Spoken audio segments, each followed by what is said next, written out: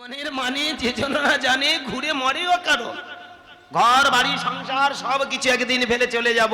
তাই জীবনের মানেটা খুঁজতে হবে। ভালোবাসো মানুষকে, প্রকৃত মানে বুঝতে পারবে। ভালোবাসো সমাজকে, বা বুঝতে পারবে জীবনে কেন আসা। এই জন্য ভালো করে ভেবে দেখবেন, জীব জগতের মঙ্গলের জন্য হরিনাম। মঙ্গল মানে কি? আমাদের ক্রমবিবর্তনে উন্নতি। ভালো করে ভেবে দেখবেন, আমাদের মঙ্গল কিসে? আমরা বলি আমাদের মঙ্গল হচ্ছে। মঙ্গল মানে কি? একটা মানুষ মঙ্গল কথাটা কখন ব্যবহার করে? যদি 2 তলা থেকে 10 তলা হাঁকায়, বলে ওর মঙ্গল। ভগবান না মঙ্গল করলে হয়েছে? 2 লাখ টাকা ছিল, 10 লাখ টাকা যখন হয় তখন বলে না ওর ভগবান ওর মঙ্গল করেছে। কি তাই না বলুন? মঙ্গল কথাটা আমরা এই জায়গায় ব্যবহার করি, কিন্তু ভেবে দেখবেন এটাও যেমন আমাদের বাস্তব চোখ দিয়ে মঙ্গল, আমাদের জীবনেরও তো একটা মঙ্গল আছে, তাই না বাবা? ইমায়েরা আমা, এই জন্য জীবনের মঙ্গলটা কোথায়? অনর্গলে যদি হরিনাম করেন, দেখবেন মনে থেকে কুপ্রবৃত্তিগুলো দূর হয়ে যাবে। থাকবে না হিংসা, থাকবে না ভেদাভেদ, থাকবে না বৈষম্য, থাকবে না কোনো জাতজাত। মনে হবে এক জাতি এক প্রাণ। বলুন, আজকে সেই প্ল্যাটফর্মটা সৃষ্টি করে গেছে আমার নিমাই চাঁদ, করেনি? এখানে অনেক মা আছেন, অনেক ধনী ধনী মা আছে না? একটা মা আছে, সে জানে না কত টাকার মালিক। ব্যাংকে এত টাকা আছে, লকারে এত সোনা আছে, সে জানে না কত টাকার মালিক। সে আজকের এসেছে হরিবাসরে, হরিনাম শুনতে আসেনি মা? এরকম অনেক মা আছেন যাদের অনেক টাকা আছে। আবার এমন অনেক মা আছে যাদের দুবেলা দুমুঠো সাকর্ণ জোটে না। কি গো মা, এটা আছে না? তাহলে ধনী মাও এসেছে হরিনাম শুনতে, আমার গরিব মাটাও এসেছে হরিনাম শুনতে। কি বাবা, এখানে অনেক বাবা আছেন, অনেক ধনী বাবা আছেন, অনেক জ্ঞানী বাবা আছেন, অনেক দামি বাবা আছেন। দেখেছেন, তারা হয়তো উকিল আছেন, ব্যারিস্টার আছেন, কত দামি দামি ব্যক্তি আছেন, তারাও আজকের হরিবাসরে এসেছেন। আবার অনেক বাবা আছেন যারা ভিখারি মানুষ, দিনান্তে হয়তো এক মুঠো অন্ন সংসারে দিতে পারে না, বড় কায়িক পরিশ্রমে সংসার চলে। আজকে দেখেছেন সবাই আমরা এসেছি, আর এখানে এসে দেখেছেন যখন আমরা দুটো বাহু তুলি আমাদের কি মনে হয়? নিতাই গৌর হরি বল। আর কেউ ধনী আছি আমরা? এখানকার আর কেউ ধনী আছি, গরিব আছি কি? এখানে কেউ জ্ঞানী গুণী আছি? আমরা সবাই সমান। আমার নিমাই চাঁদ এই জন্য বললেন, যখন দেখবে তুমি তোমার মনটাকে তৈরি করেছো সমান, মাটির সঙ্গে মিশে মাটির মতো হয়ে যেদিন তুমি গাইতে পারবে, সেদিন জানবে তোমার এই জীবন সার্থক। এই জন্য আমাদের একটা সিস্টেমও করে দিয়ে গেছে, মাটিতে বসা। অনেকে বলেন বাবা একটু উঁচু উঁচু হলে ভালো হতো। না বাবা, উঁচু উঁচু হলে ভালো হতো এরকম গল্প নয়।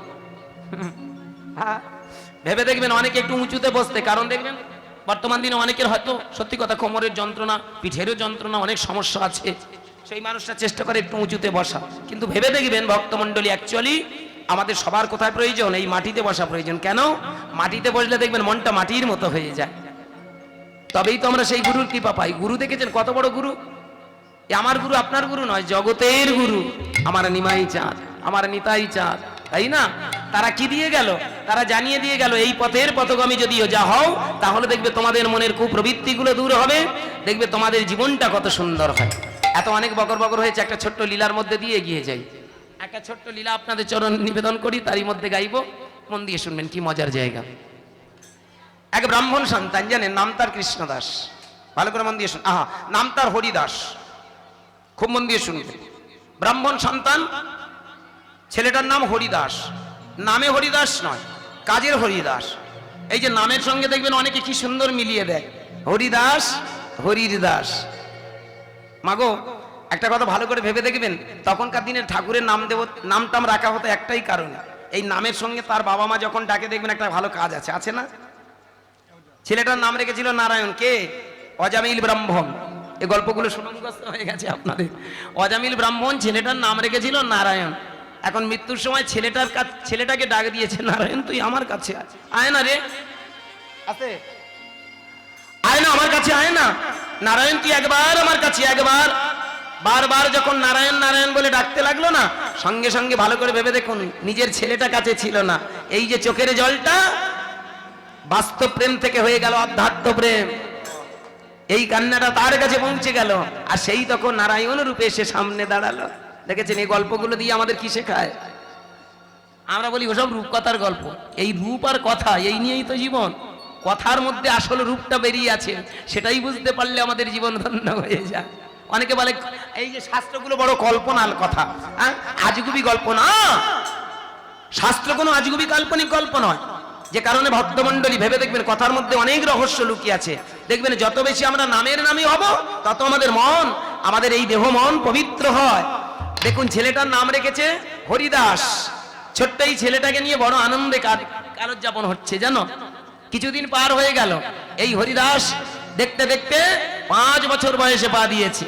5 বছর বয়স হতে হতে অষ্টম বর্ষীয়, আস্তে 8 বছর বয়স হলো। অমায়েরা যখন 8 বছর বয়স হলো, বাবা মা আস্তে বাবা মার ছেলেটা বসে বসে প্রতিদিন ভগবানকে ডাকে। কিন্তু মজা কোথায় বেঁধে গেল জানো মা? ওই 8 বছরের ছেলেটা হঠাৎ একদিন সন্ধ্যার সময় বাবা মাকে হারিয়ে ফেললো। হারিয়ে ফেললো মানে বিসূচিকা রোগাগ্রস্ত হলো সেই ব্রাহ্মণের বাবা মা, হরিদাসের বাবা মা। বিসূচিকা মানে কলেরা বাবা। তখনকার দিনে কলেরা রোগটা একটা মারাত্মক রোগ ছিল। যেমন কিছুদিন আগে একটা মারাত্মক রোগ নয় কিন্তু মারাত্মক রোগ সৃষ্টি হয়েছে। এই যে যেমন করোনাটা মারাত্মক কি? আপনাদের কি মনে হয়? মারাত্মক রোগ ছিল।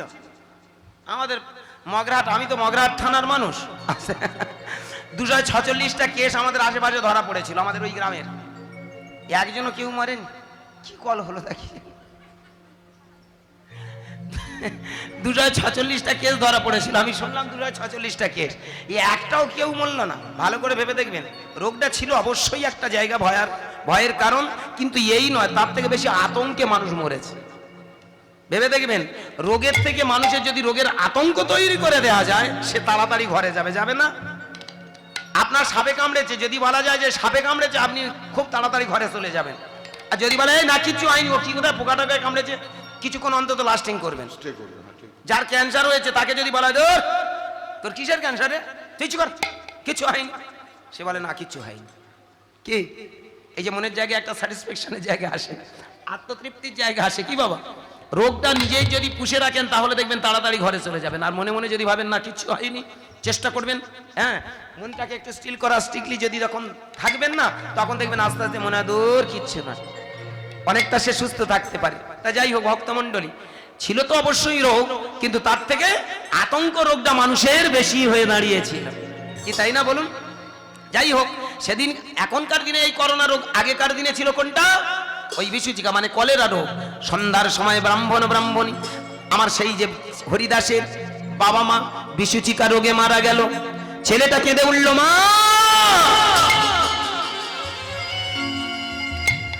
তুমি বলো না, তুমি জামাই ছেড়ে চলে গেলে বলো না আমি কোথায় থাকবো? চোখের সামনে যখন বাবা দেখতে পেল ছেলেটা দাঁড়িয়ে আছে, আস্তে আস্তে সে মৃত্যুর মুখে চলে গেল। ব্রাহ্মণ যখন মারা গেল, সেই ব্রাহ্মণের ছেলেটা নাম যার হরিদাস চিৎকার করে উঠল, বাবা বলো না বাবা তুমি আমায় ছেড়ে চলে গেলে, আমি কাকে বাবা বলে ডাকবো, কে আমার আপন করে নেবে? বয়স তখন মাত্র 8 বছর। ছেলেটা হারিয়ে ফেললো তার বাবা মাকে। আজকের ভক্তমণ্ডলী শুধু গল্প শুনবেন না, গল্পের ভিতরে তত্ত্বগুলো, বাস্তবটা খুঁজে নেবেন। এই জগতে দেখবেন যার বাবা মা অকালে হারিয়ে গেছে, তার জীবনে দুঃখের সীমা নেই।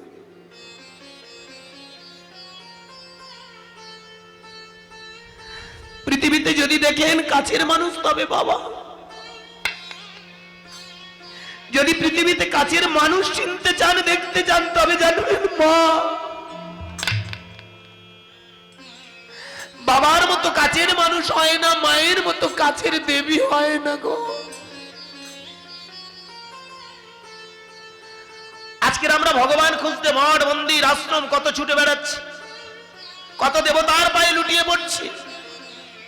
ভগবান ভগবান করে আমরা ঘর ছেড়ে, সংসার ছেড়ে, বাবা মাকে কাঁদিয়ে, সংসারকে কাঁদিয়ে আমরা ছুটে যাচ্ছি না, নেই। আজকের ধর্মটা বিকৃত হয়ে গেছে জানেন। বেদের যুগে ছিল মানুষ, তারা শিক্ষা দিয়ে গেছে ভালো যদি বাঁচতে হয় তবে আগে সংসারকে ভালোবাসো। এখন সেটা বিকৃত হয়ে সংসারটাকে ঘৃণা করো। আমি সেইখানে দাঁড়িয়ে বলবো ভক্তমণ্ডলী, এটা সনাতন ধর্মের রীতি নয়। আজকের যেভাবে মঠ মন্দির আশ্রম গজিয়েছে, তাতে শুধু জানবেন একটা শোষণের কারখানা। ওরা বসে আছে বহাল তবিয়তে সুখে থাকবো, সাধারণ মানুষের রক্ত চুষে আজকে মঠ মন্দির হাজানো, ফরেনারতে টাকা নিয়ে বড় বড় আশ্রম করা, সেখানে দেখবেন টাকা ছাড়া কোনো কথা নেই।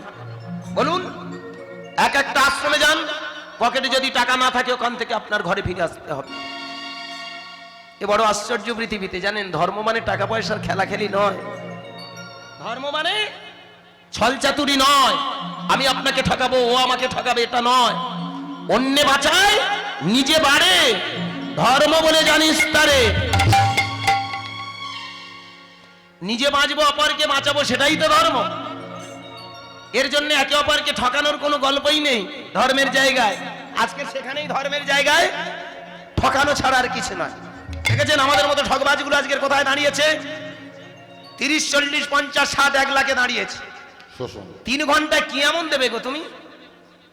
গত বছর এই আসরে দাঁড়িয়ে, ক্ষমা করবেন উইদিন ক্যামেরা অন দ্য স্টেজে দাঁড়িয়ে বলতে দ্বিধা নেই, গত বছর এই আসরে দাঁড়িয়ে আমি যখন কীর্তনিয়াদের নিয়ে আলোচনা করেছিলাম, আমার পরে যিনি একজন সম্মানীয় কীর্তনিয়া আমার সামনে দাঁড়িয়ে বলেছিল, আমার ছেলেরা নাকি কি বলেছিল,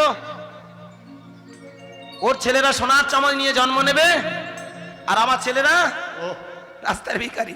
আমি আপনাদের কাছে প্রার্থনা করে যাচ্ছি, ও ভালো বলেছে। আপনারাও সবাই মিলে আমাকে আশীর্বাদ করবেন।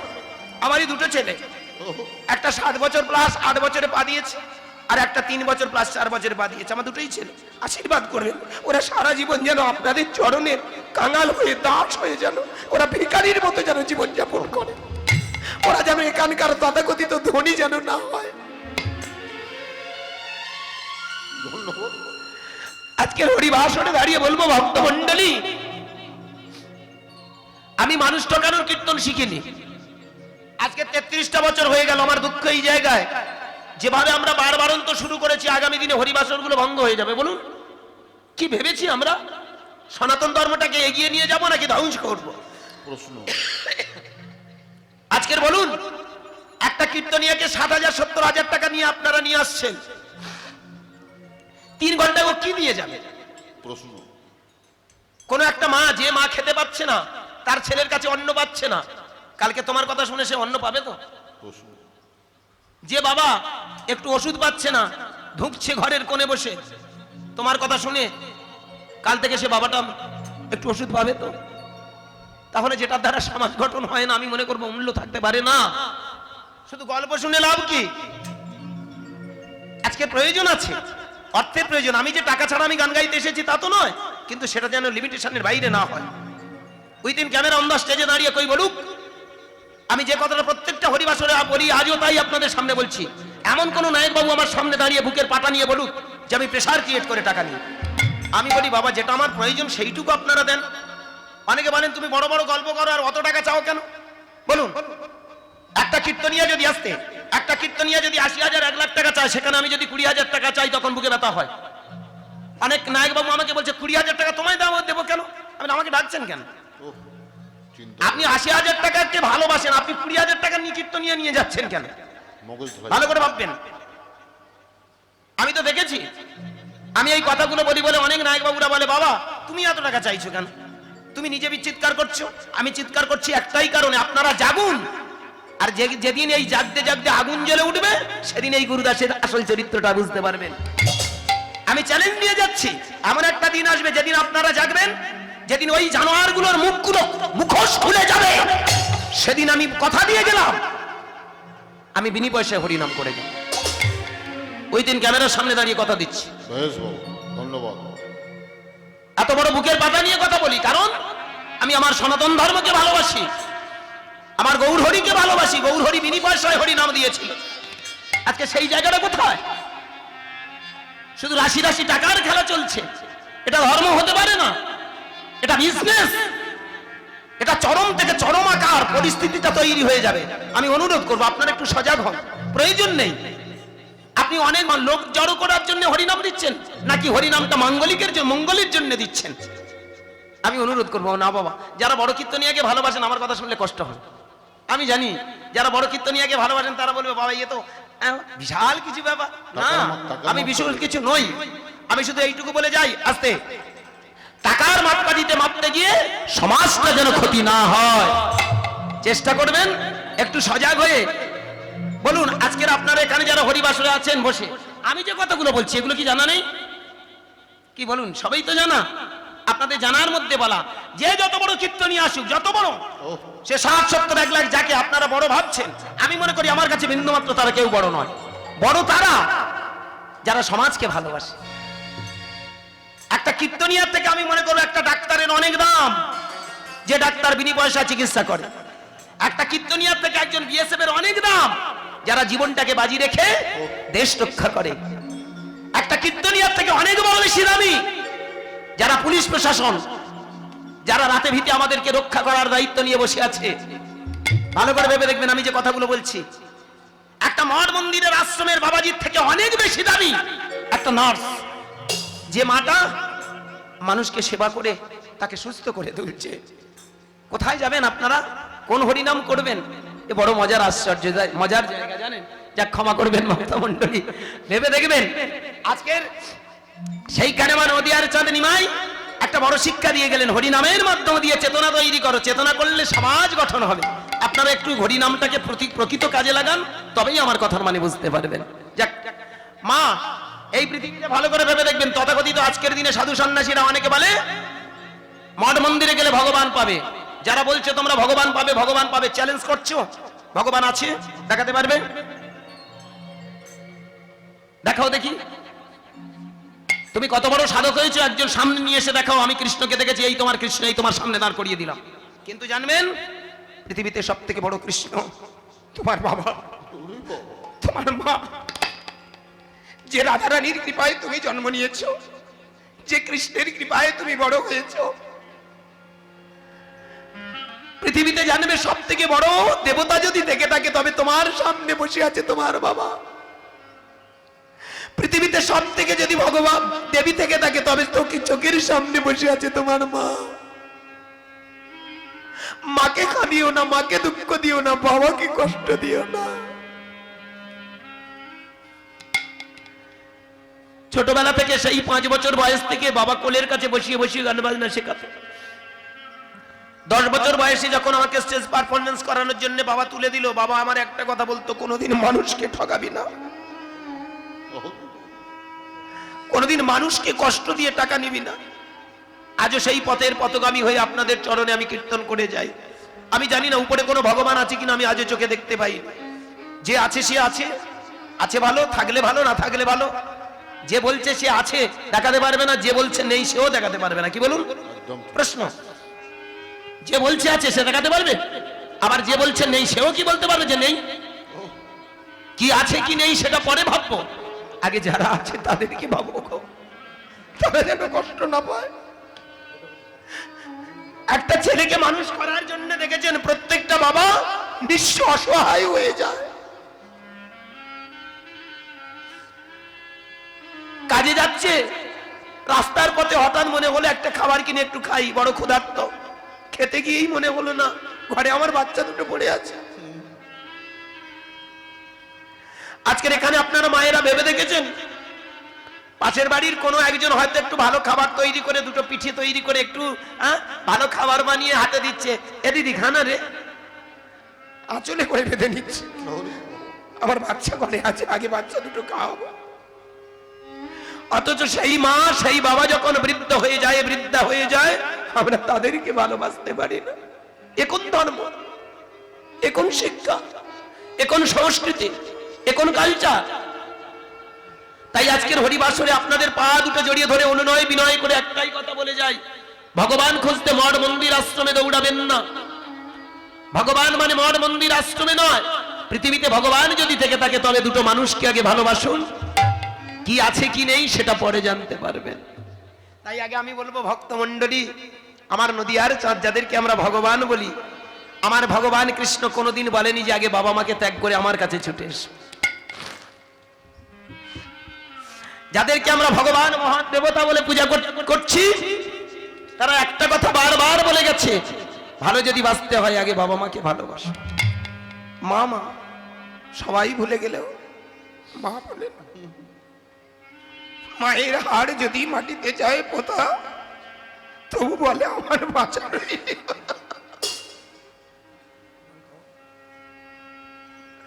সবাই ভুলে গেলেও বাবা বলে না।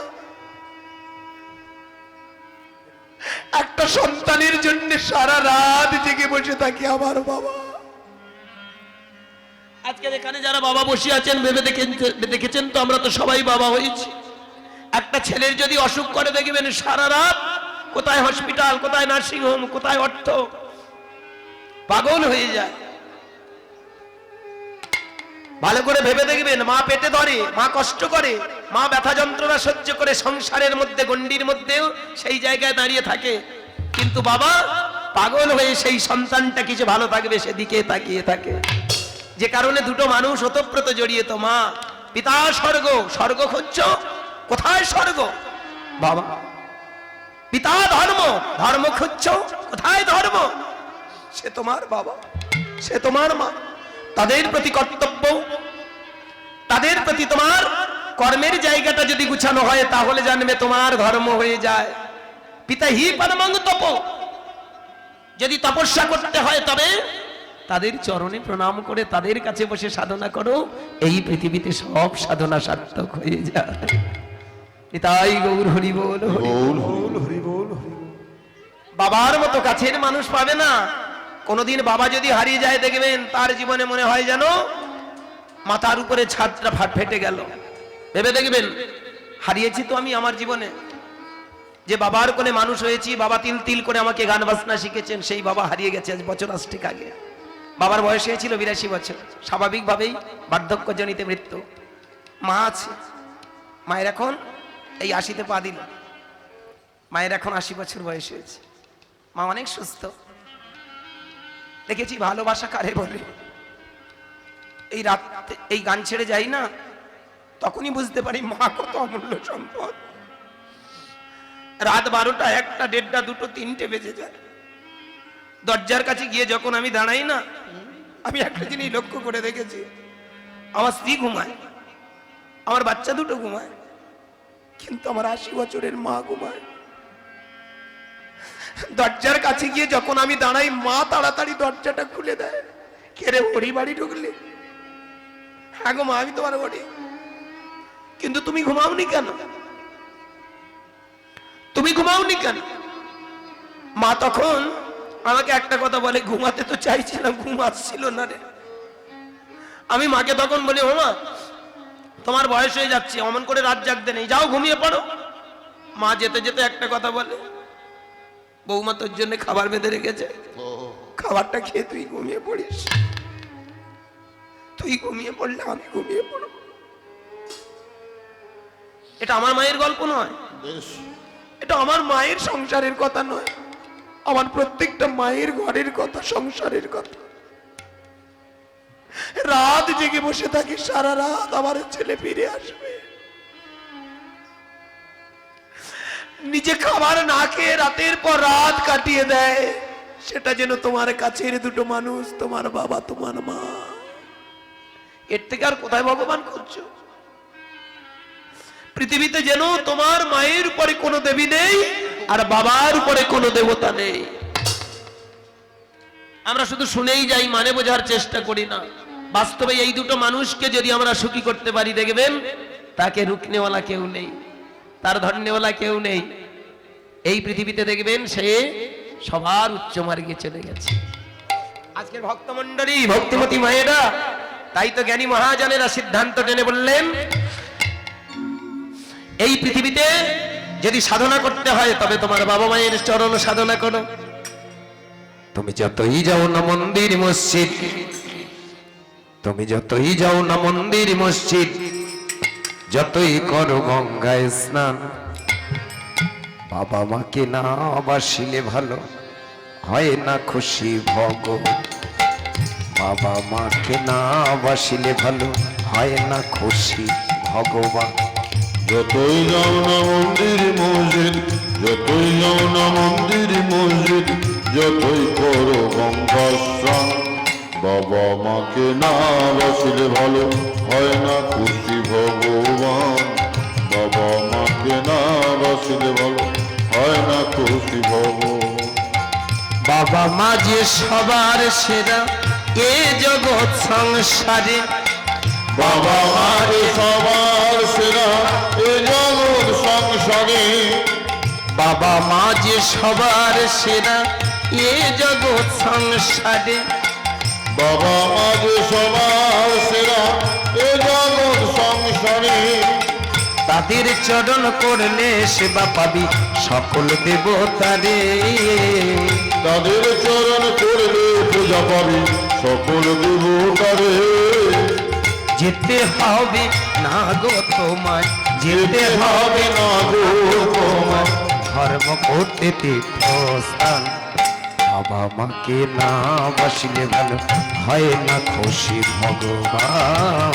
বাবা মাকে না বাসিলে ভালো হয় না খুশি ভগবান। যতই যাও না মন্দির মসজিদ, যতই যাও না মন্দির মসজিদ, যতই করো গঙ্গাস্নান, বাবা মাকে না বাসিলে ভালো হয় না খুশি ভগবান। বাবা মাকে না বাসিলে ভালো হয় না খুশি ভগবান। তোমায় বুকে জড়িয়ে ধরে কত কষ্টে মানুষ করে, সেই বাবা মার চোখেতে জল কভু যেন না ঝরে। তোমার বুকে জড়িয়ে ধরে কত কষ্ট মানুষ করে, সেই বাবা মার চোখেতে জল কবু যেন না ঝরে। তোমায় বুকে জড়িয়ে ধরে কত কষ্টে মানুষ করে, সেই বাবা মার চোখেতে জল কভু যেন না ঝরে। তোমার বুকে জড়িয়ে ধরে কত কষ্ট মানুষ করে, সেই বাবা মার চোখেতে জল কবু যেন না ঝরে। এই পৃথিবী আশা রে ভাই ওই বাবা মার জন্য, এই পৃথিবী আসার ভাই ওই বাবা মার জন্য। এই পৃথিবী আশা রে ভাই ওই বাবা মার জন্য। এই পৃথিবী আসার ভাই ওই বাবা মার জন্য। তাদের চরণ করলে সেবা তোর জীবন হবে ধন্য। তাদের চরণ করলে খুঁজে পাই জীবন হবে ধন্য। তাদের মতো গুরু যে আর, তাদের মতো গুরু যে আর, তাদের মতো গুরু যে আর তাদের মতো গুরু যে আর নেই তো কোন ত্রিভুবন। বাবা মাকে না বাসিলে ভালো হয় না খুশি ভগবান। বাবা মাকে না বাসিলে ভালো হয় না খুশি ভগবান। বাবা মাকে না বাসিলে ভালো হয় না খুশি ভগবান।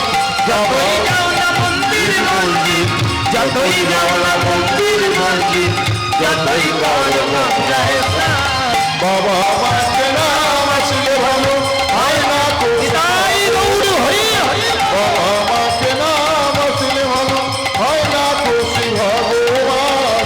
বাবা মাকে না বাসিলে ভালো হয় না খুশি ভগবান। বাবা মাকে না বাসিলে ভালো হয় না খুশি ভগবান। প্রেম সে বলো নিতাই গৌর হরি বল।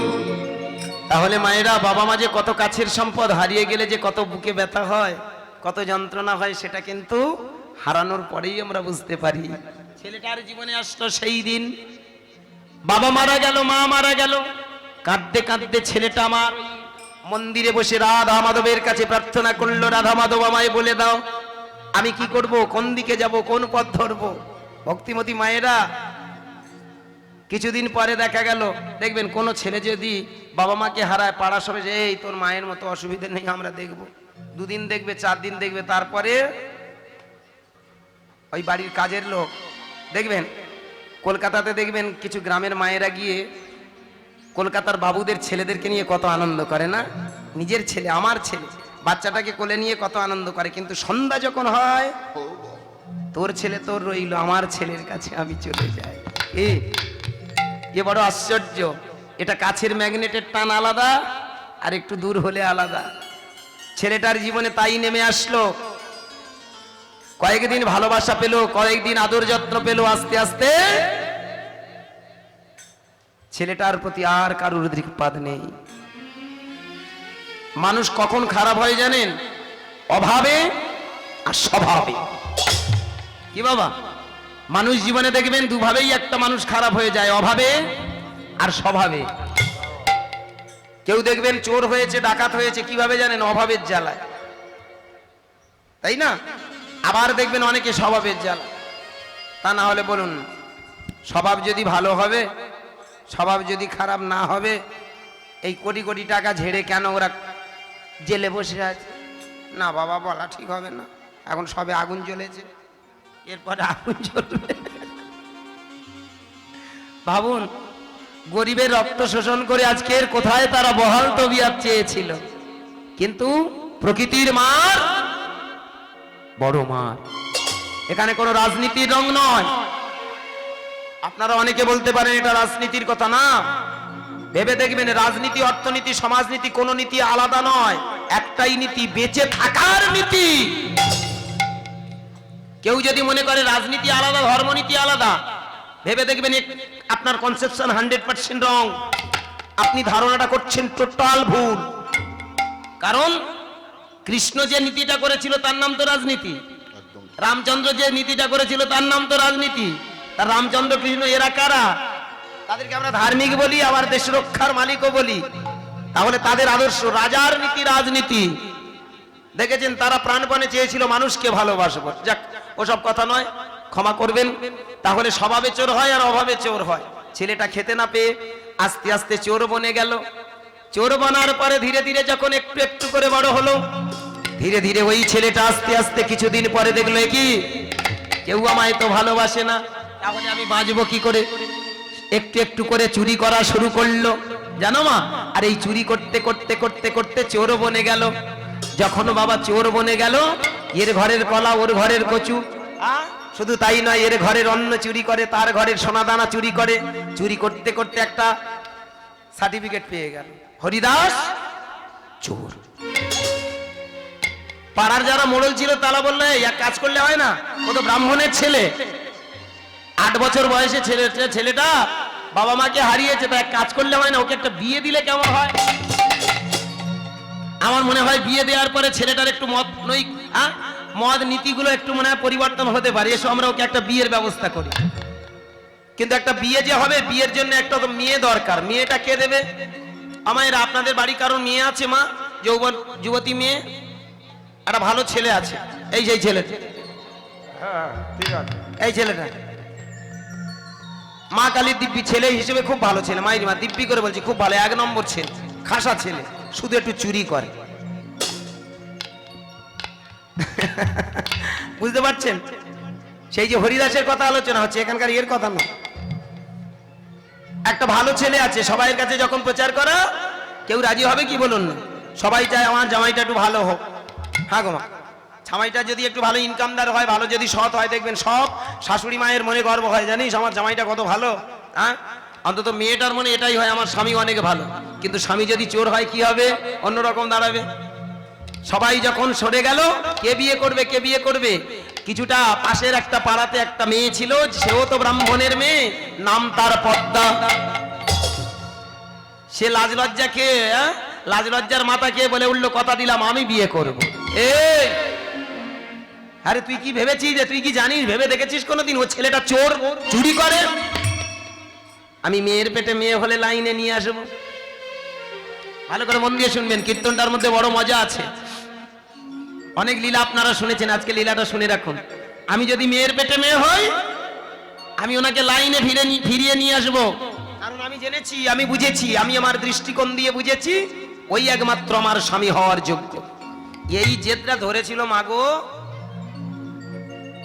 দক্ষ রাজার মেয়ে। বলুন, দক্ষ রাজার মেয়ে জেদ ধরেনি? দক্ষের মোট 7টা কন্যা ছিল। এই গল্পগুলো আপনাদের অনেকবার শুনিয়েছি, আবারও শোনাই, প্রত্যেকটা কীর্তনিয়া এসে শোনায়। দক্ষ রাজার 7টা মেয়ে ছিল। 7টার মধ্যে 27টা দিয়েছিল চাঁদকে। অশ্বিনী, ভরণী, কৃতিকা, রোহিণী, মৃগশিরা, আদ্রা, পুনর্বসা, পুষ্যা, অশ্লেষা, মগা, উত্তর ফাল্গুনী, পূর্ব ফাল্গুনী, হস্তা, চিত্রা, সাথী, বিশাখা, অনুরাধা, জ্যেষ্ঠা, মূলা, উত্তাষাঢ়, পূর্বাষাঢ়, উত্তরভাদ্র, পূর্বাদ্র, রেবতী, সাথী, ধনিষ্ঠা, মূলা, শতভিষা। এই 27টা মেয়ে বিয়ে করেছিল চাঁদ।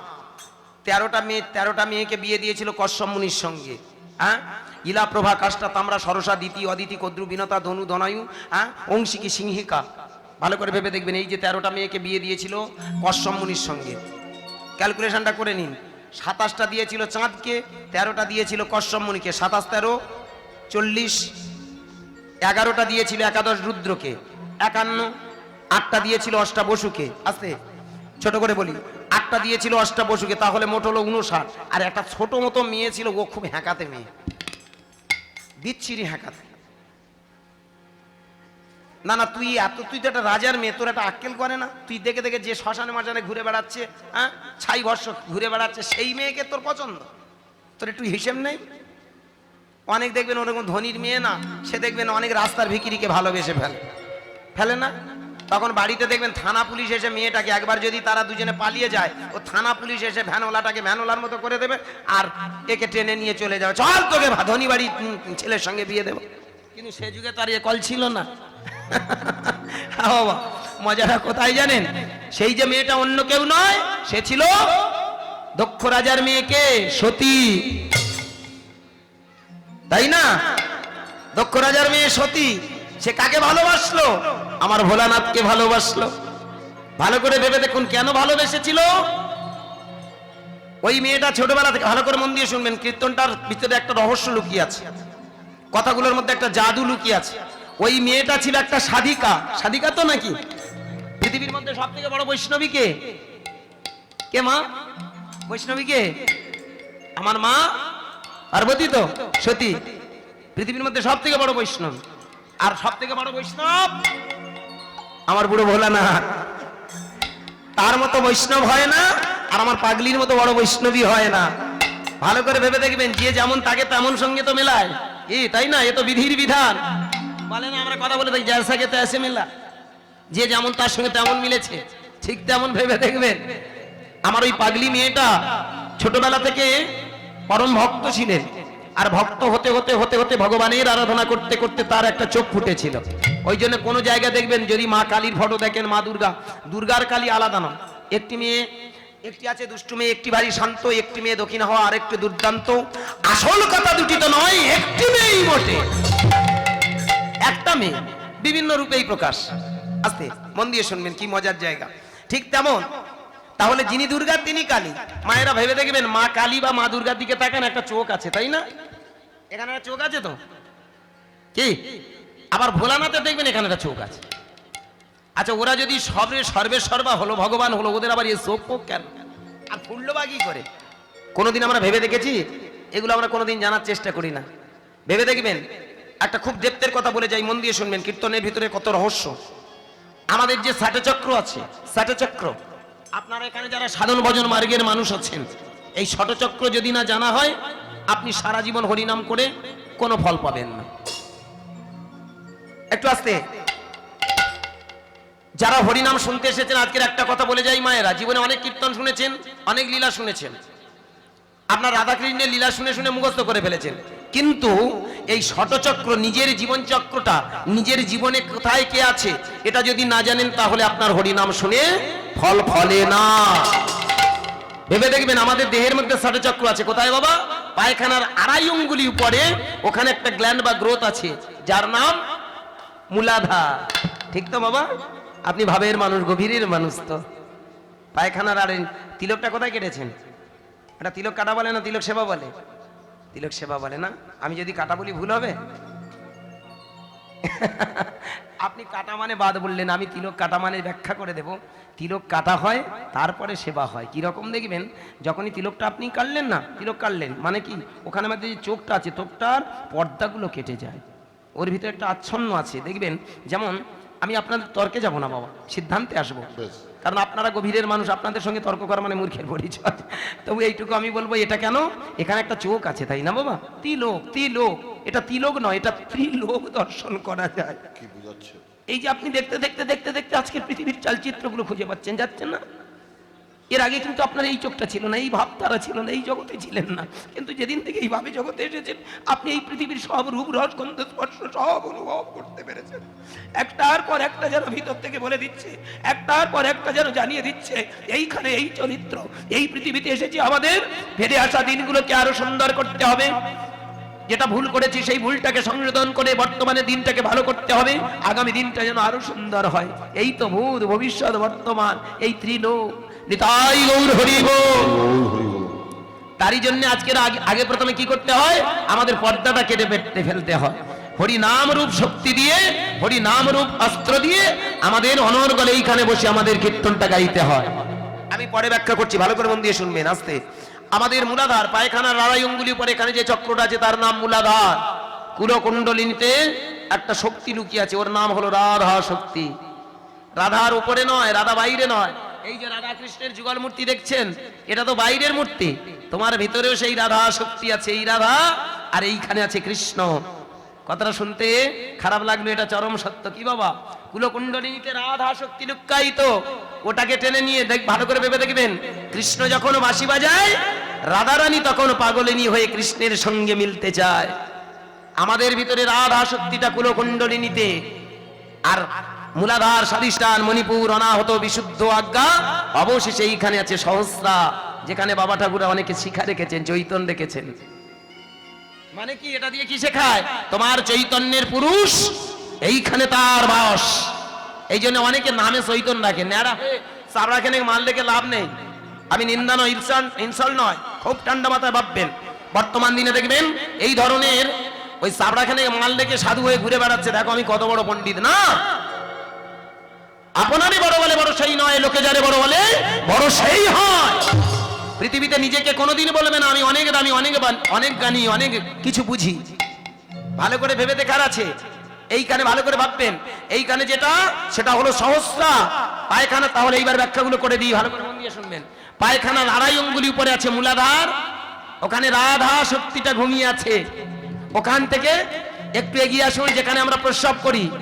ভগবান আমাদের এই যে প্রস্রাবের জায়গাটা শুধুমাত্র প্রস্রাব করার জন্য দেয়নি, আর একটু ফুর্তি আনন্দের জন্য দেয়নি। খুব কাঁচা কথায় পাকা অর্থ। এখানে আমাদের লুকিয়ে আছে স্বাধিষ্ঠান, অধিষ্ঠান, অধিষ্ঠান, স্বাধিষ্ঠান। কি বাবা, সহ মানে নিজে, তার প্রকাশ তো এখানেই। তুমি যখন অনর্গল হরিনাম করবে, আস্তে আস্তে দেখবে তোমার ভিতরে সেই কামনা বাসনাগুলো আস্তে আস্তে করজাক্ত হয়ে যাবে। সেদিন তুমি জানতে পারবে এই যে সুখটা ক্ষণিকের সুখ, আর মহাসুখ আছে উপরে। এই জন্য স্ব-অধিষ্ঠান তিনি প্রকাশ এইখানে, এই স্বাধিষ্ঠান। মণিপুর, তোমার নীলমণিটা অন্য জায়গায় নয়, নীলমণিটা এইখানে, এটা মণিপুর, নীলমণির পুর। এটা বোঝার আছে, এইগুলো আমরা কীর্তনে বুঝি না বাবা। অনাহত তোমার ভগবান তুমি বাইরে খুঁজছো, হনুমান বুক চিরে দেখিয়ে দিল, হনুমান প্রমাণ করে দিল সরজুর তীরে দাঁড়িয়ে, এই দেখো যে রাম সীতা বাইরে, সেই রাম সীতা আমার ভিতরে। এখানে প্রমাণ করে দিল ভগবান বাইরে থাকে না, হৃদয় মন্দিরে। বিশুদ্ধ অনর্গল যদি তুমি কৃষ্ণ নামের নামী হও, তোমার মুখ দিয়ে কোনোদিন মিথ্যাচারণ হবে না। এই কণ্ঠ দিয়ে দেখবে সত্য ন্যায় নীতির আদর্শগুলো বেরিয়ে আসবে।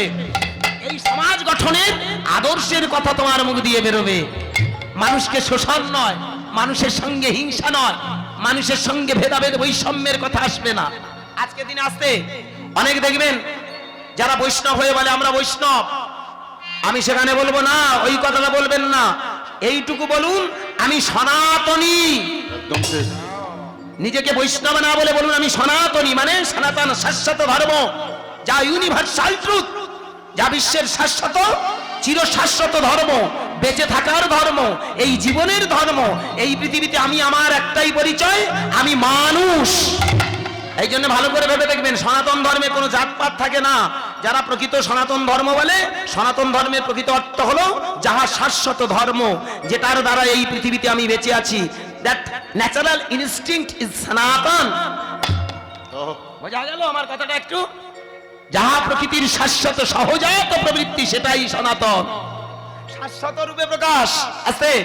আজকে এইখানে দাঁড়িয়ে বলবো মায়েরা, ভেবে দেখবেন যদি কেউ মনে করে যে না আমি অনেক কিছু, কেউ যদি অনর্গল হরিনাম করে মনে মনে ভাবে আমি বৈষ্ণব, না, ভেবে দেখবেন সেখানে শাশ্বত প্রমাণ করে দিয়ে গেলেন তোমার কণ্ঠ দিয়ে কোনোদিন ভেদাভেদের কথা উচ্চারণ হবে না, তোমার কণ্ঠ দিয়ে কোনোদিন অকথা কুকথা বের হবে না, তোমার কণ্ঠ দিয়ে সদা সর্বদা সমাজ সংসার রাষ্ট্র পৃথিবী গঠন করার কথা বেরোবে।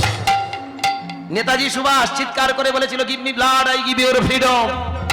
তোমরা আমায় রক্ত দাও, আমি তোমাদের স্বাধীনতা দেব। এ কথা তো বলতে পারতো আমরা হিন্দুদের স্বাধীনতা দেবো, মোল্লাকার দেবো না। কি প্রশ্ন বলেছে কি? এগুলো বোঝার আছে জানেন, আমরা কীর্তনে আসি কিন্তু এগুলো বুঝি না। যাদের কণ্ঠ দিয়ে বিশ্বের কথা ভাবি, বিশ্বের কথা বের হয়, তারাই তো প্রকৃত সাধক। রামকৃষ্ণ কথামৃতটা ভালো করে পড়বেন, ওটা কার কথা? রামকৃষ্ণ দেবের মুখ নিঃসৃত বাণী। এই কণ্ঠ দিয়ে যে শব্দগুলো বেরিয়েছিল, কথাগুলো বের হয়েছিল, সেগুলো একটা গ্রন্থাকারে লিপিবদ্ধ হয়েছে। ভালো করে ভেবে দেখবেন, সেই কথাগুলো শুধু কি হিন্দু ধর্মের জন্য বলেছে? কি শুধু আমাদের এই একটা জাতির কথা বলে গেছে? সারা বিশ্বের। কি বলুন? এই জন্য বোঝার আছে, রামকৃষ্ণ কথা মতটা পার্টিকুলার কোন একটা ধর্মের কথা বলেনি, একটাই ধর্মের কথা বলে গেছে, সেটা মানব ধর্মের কথা। নিতাই গৌর হরি গৌর।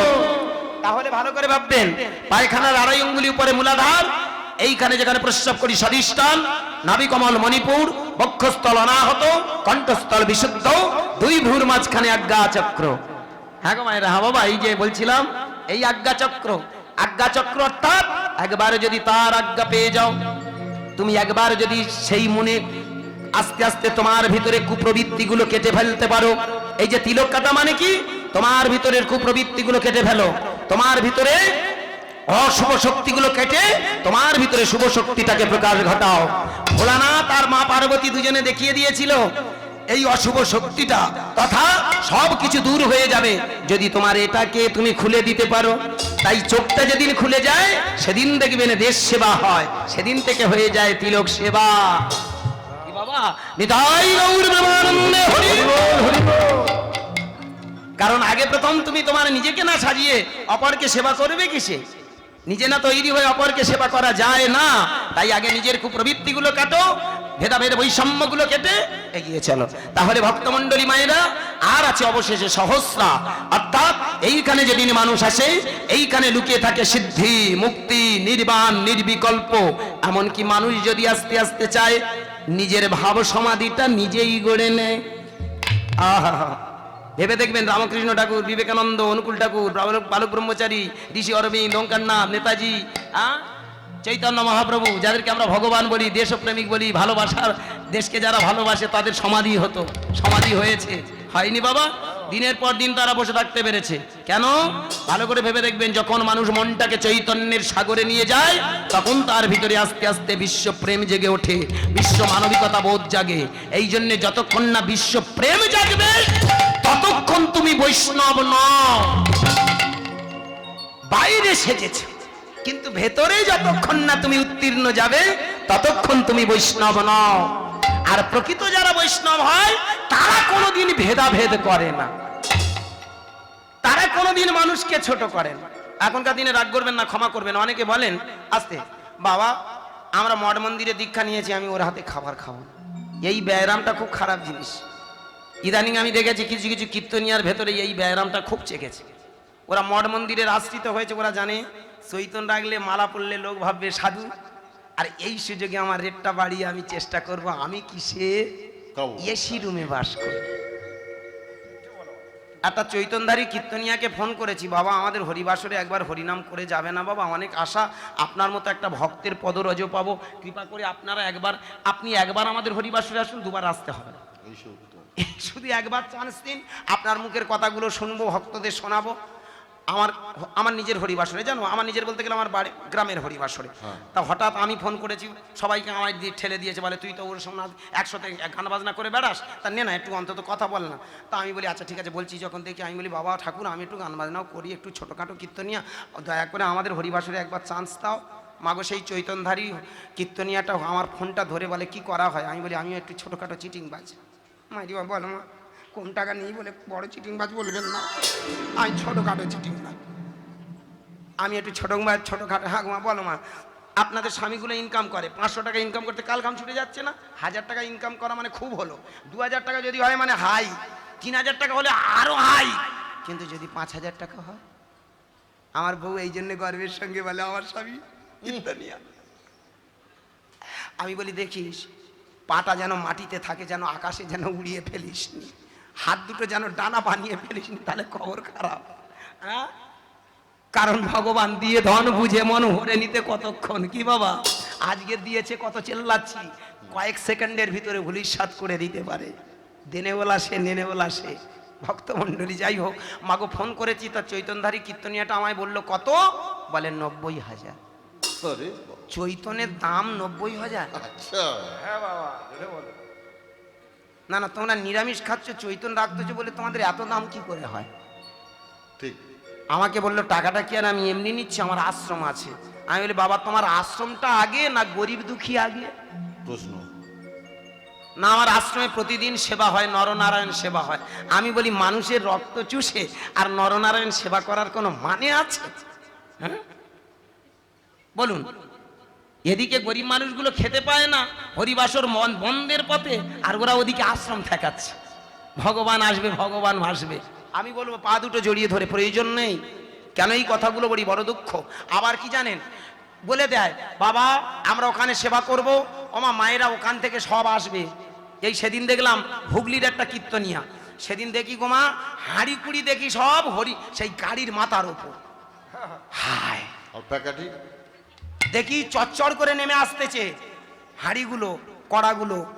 আমি বলি কি ব্যাপার হলো, হাঁড়ি কুড়ি চচ্চড় করে নেমে আসে কেন? বলে ওরা এখানকার কোনো কারুর হাতে খাওয়া চলবে না, হ্যাঁ ওরা মোটামুটি রান্না করে খাবে। খুব ভালো কথা। আমার এসে এইবার শুধু বলে বাবা ঠাকুর দাও আমাদের বিধি ব্যবস্থা করে দাও, আমরা আলাদা খাবো। মাগো একটা বুড়ি কি কষ্ট করে গোমা চাল করে রেখেছিল, বুড়ি বলে বা যাই হোক বৈষ্ণব সেবা হবে, তুমি এক কাজ করো বাবা আমার এই চাল কটা তুমি নাও। আমার চাল দিল, আলু দিল, সব দিল। ভালো করে ভেবে দেখুন সংসারী মানুষ কত মুখ পুড়িয়ে পুড়িয়ে চাল বের করা বলুন তো। হাঁড়ি কোনোদিন পুড়িয়ে চাল বের করেছেন তো আপনারা গ্রামের মানুষ? আর বলবো কি, চাল ওই যে ধানের ভিতর থেকে মাল বের করতে না কাল ঘাম ছুটে যায়। একবার পোড়াও রে, কাঠ পোড়াও রে, সিদ্ধ করো রে, আবার ওটা জলের ভিতরে চুবাও রে, আবার টেনে বের করো রে, আবার সেদ্ধ করো রে, আবার রোদে শুকাও রে, তারপর আবার মেশিনে নিয়ে যাও রে, চাল বার করো রে, তবে মাল বেরোবে। বলুন সেই মালটাই এত কষ্ট করে সংসারী মানুষ বের করলো, আর পট করে এসে বললো আমরা বৈষ্ণব, আমরা মাগো ওই মেয়েটার হাতে রান্না খাবে না। বলুন আপনি রান্না করে দিন খাবে না, আপনার ঘরের আলু, আপনার ঘরের চাল, আপনার ঘরের ডাল সেটা সব লাগবে, কিন্তু আপনার হাতে রান্না খাওয়া চলবে না। এটা আবার কি চৈতন্য মহাপ্রভু কোন জায়গায় লিখে গেছে, নাকি নিজেরা লিখে লিখে কাঁড়ি করেছো? বাবা এ ব্যবসাটা বন্ধ করে দাও, আর সনাতন ধর্মের এই সর্বনাশটা করো না। চেষ্টা করো মানুষকে ভালোবাসা, সব থেকে বড় কথা। আস্তে আমি সেই যে নায়ের পক্ষ থেকে বললাম বাবা তা ওই হাঁড়ি কুড়ি চচ্চড় করে নামলো, ওদের চাল নামবে কখন, ওদের আলু নামবে কত? বল কেন আমাদের এখান থেকে চাল আলু দেওয়া হবে না? এটা বড় অন্যায়। সব সময় মাথায় রাখতে হবে মানুষকে ভালোবাসো, মানুষের প্রতি কর্তব্য করো, মানুষের প্রতি শ্রদ্ধা করো। নিজেকে বাহাদুরি কেনার জন্য বৈষ্ণব সাজিও না। ভেবে দেখবেন ধর্ম মানে আলাদা নয়, ধর্ম মানে ধরে রাখা। একে অপরের প্রেম প্রীতি ভালোবাসা দিয়ে যদি আমরা বুকে জড়িয়ে ধরতে পারি তবেই তো সাধক। নিমাইয়ের মতো মানুষটা দেখেছেন, তৎকালীন দিনের বাঘা বাঘা মুসলমান নবাব হোসেন শাহ, চাঁদ কাজী, নবাব দর্জি, জবন হরিদাসের মতো মানুষগুলোকে বুকে জড়িয়ে ধরে। আর এদের একটা সংসারী মানুষকে বুকে জড়াতে কষ্ট হয়। এরা কারা ভাই? এরা কোন দেশের মানুষ, কোন প্রবৃত্তি নিয়ে চলে? প্রশ্ন। আমি সেইখানে দাঁড়িয়ে বলবো চক্র ফাটিয়া ফাটাওনি, তাই বুঝতে পারোনি। বাইরে সাজিয়েছো ভেতরে নয়, ভিতর বাহির দুই সমান রেখো ভাই। মানুষ যদি কেউ হতে চাও, অন্তর মন্দিরে সুন্দর হবি যদি, গোবিন্দের চরণে শরণ লও। কেন তুমি ভাই ময়ূর সেজে জগৎকে ঠকাতে চাও? নিজেই তুমি ঠকবে শেষে, জেনে কি তা জানো না তাও। মানুষ যদি কেউ হতে চাও, মনে করো তুমি ভাই ধর্মের ভাই লুকিয়ে চলবে বুদ্ধিহীন। উপরে একজন মানুষ আছে ভাই, জানছে সারা নিষেধ, বিবেক বলিয়া দেয় সাধু কি শয়তান। আমি বলে দিতে পারি আমি কি, আমি মানুষ ঠকাতে পারি, কিন্তু আমাকে ঠকানোর জন্য বসে আছে একজন। এই জন্য পা দুটো জড়িয়ে ধরে বলবো বাবা ক্ষমা করবেন, ইনসাল নয়। যদি অনেকে বলতে পারেন বৈষ্ণব নিন্দা, যত পাপ হবে কথা দিলাম। ওই দিন ক্যামেরা অন দা স্টেজে দাঁড়িয়ে ভগবানের দিব্যি, আমার মরা বাপের দিব্যি, যদি কোনো পাপ হয়, বৈষ্ণব নিন্দার যদি পাপ হয়, আমার মাথায় আসুক। এটা নিন্দা নয়, এটা সমালোচনা। পাপ নিতে রাজি আছে, চ্যালেঞ্জ। এই হরিবাসর দাঁড়িয়ে আমি মাত্রা নিয়ে কথা বলি, সেইখানে দাঁড়িয়ে বলবো যদি আপনারা মনে করেন এটা পাপ হচ্ছে দিয়ে দিন, সব নিতে রাজি, কিন্তু আমি চাইবো সমাজ সুন্দর হোক। যদি আপনি বৈষ্ণব হতে চান এই চক্রগুলো ফাটান, মুরাভাত থেকে টেনে নিয়ে এসে রাধা শক্তিটাকে টেনে নিয়ে এসে আপনি চলে আসুন স্বাধিষ্ঠানে। স্বাধিষ্ঠানে যেদিন নিয়ে আসবেন দেখবেন আপনার সবকিছু মেনটেন, কামনা প্রবৃত্তি আস্তে আস্তে নিবৃত্তির পথ ধরবে। আস্তে আস্তে দেখবেন আপনার ভিতরে চলে আসবে মণিপুরে, আস্তে আস্তে চলে আসবে অনাহত বক্ষস্থল, আসবে বিশুদ্ধ, আসবে তোমার ভিতরে আজ্ঞা চক্র। যেদিন তুমি চোখ ফুটে দেখবে সেদিন একবার কৃষ্ণ বলবে, কাঁদবে কৃষ্ণ। দেখবেন যারা প্রকৃত ভক্ত হয় মঠ মন্দির আশ্রমে যেতে হয় না, তোমার মন্দিরটাকে রিসার্চ করো, একবার কৃষ্ণ বলো, কৃষ্ণ, তোমার ভিতরে সারা শরীরে শিহরণ জেগে যাবে। কৃষ্ণ বলো, সাথে সাথে তোমার ভিতরে একটা লোমহর্ষণ হবে, আর এই লোমহর্ষণের সাথে সাথে তুমি দেখতে পাবে তোমার দুটো নয়ন দিয়ে ধারা বইবে। যেদিন দেখবে তোমার নয়নে ধারা বইবে, এই কৃষ্ণ নামের ধারায় দেখবে তোমার ভিতরে সব প্রবৃত্তি দূর হয়ে যাবে, কুপ্রবৃত্তি গুলো সরে গিয়ে তোমার ভিতরে জেগে জেগে উঠবে শুভ শক্তি, যার নাম বিবেক। আর বিবেক যখন জাগ্রত হবে সবাইকে তুমি দেখবে সবাই আমার আপনজন। তাই তো নদিয়ার নিমাই তার ভিতর বিবেকটাকে জাগ্রত করে অচণ্ডালে প্রেম দানিল, অচণ্ডালে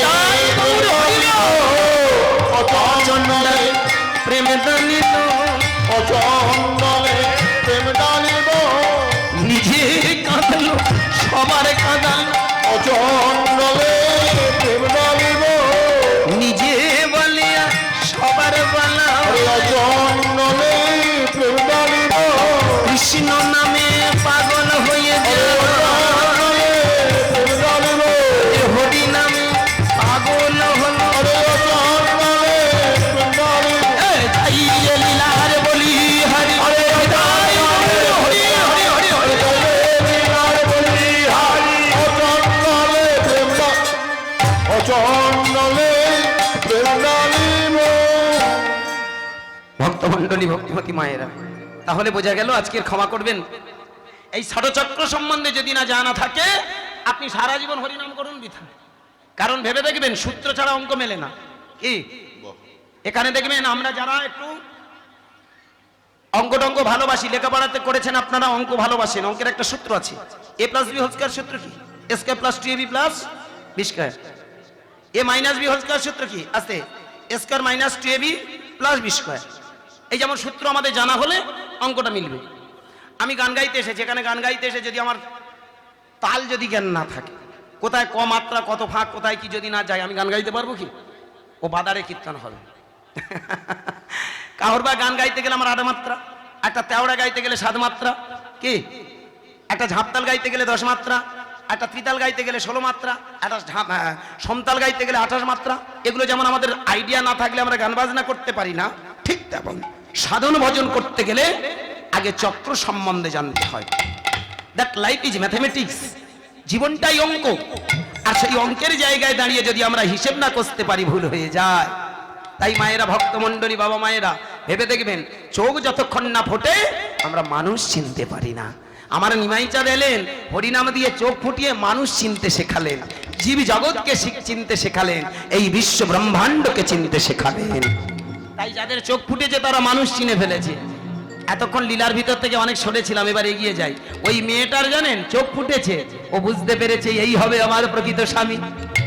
আজে তোমরা যাই বলো তাই বলো, আমি কিন্তু ওই চোর স্বামীকে ভালোবাসি, আমি ওকেই বিয়ে করব। যত সময় বিয়ে হয়ে গেল, আর বিয়ে হওয়ার পরে কিছুদিন এমনি করে সংসারে জীবন কাটলো।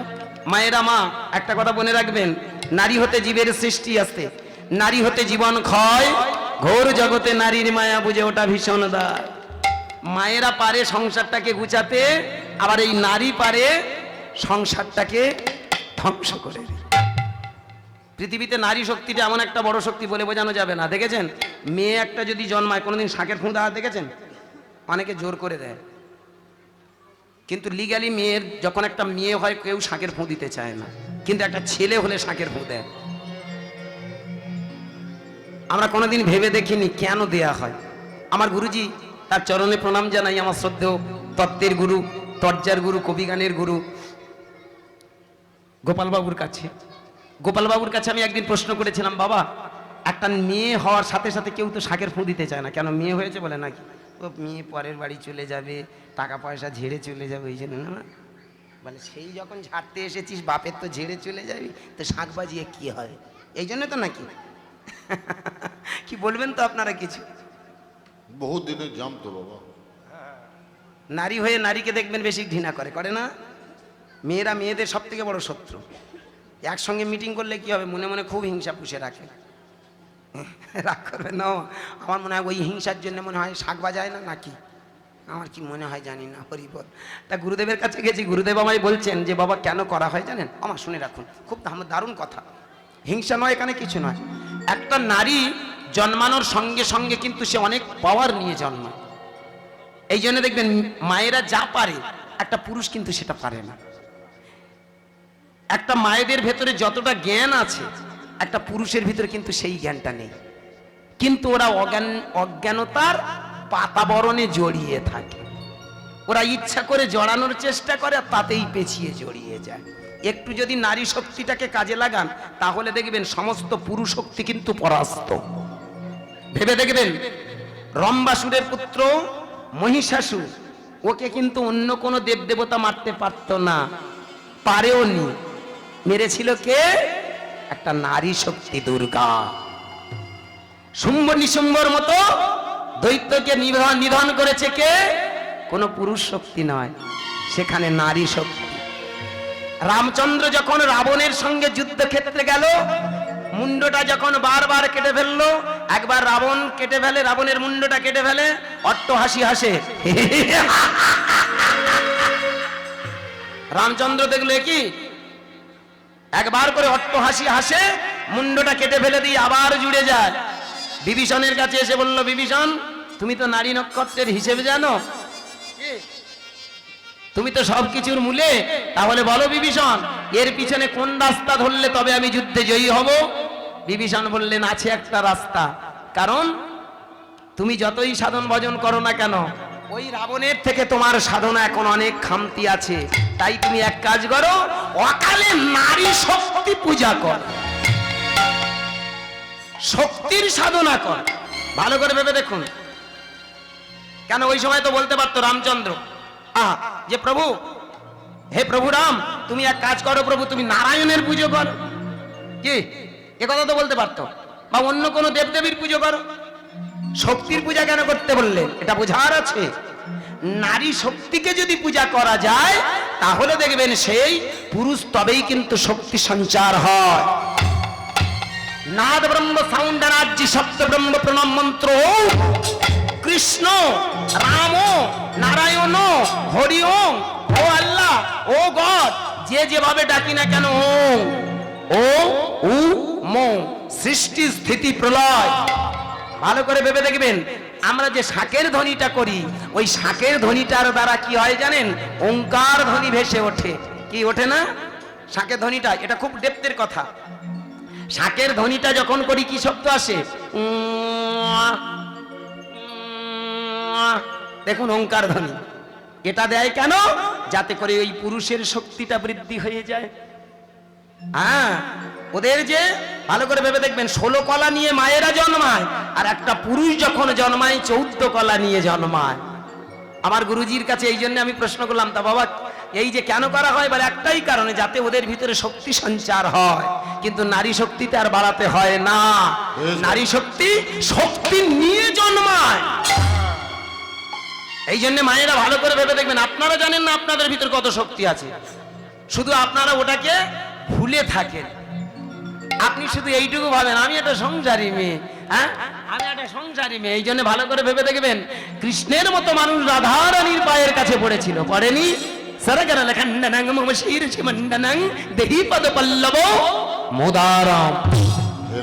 রাধারানী মান করেছিল, তাতেই কৃষ্ণের টনক নড়ে গেল। রাধে মান ত্যাগ করো, তোমার ওই চরণ দুটি আমায় দাও, তোমার শক্তিতে আমি শক্তি নিয়ে জন্মাই, তোমার শক্তিতে শক্তি নিয়ে আসি। আজ তুমি আমায় শক্তিটা দূরে সরে যেও না, কাছে এসো, তোমার চরণ দুটি আমার মাথায় দাও। রামকৃষ্ণ পরমহংসদেব সারদার পায়ের কাছে গিয়ে বলল, তুমি আমার জগৎ জননী, তুমি আমায় আশীর্বাদ করো, আমি যেন সেই মাতৃশক্তি আর তোমার শক্তি মিলেমিশে যেন মহাশক্তি পাই।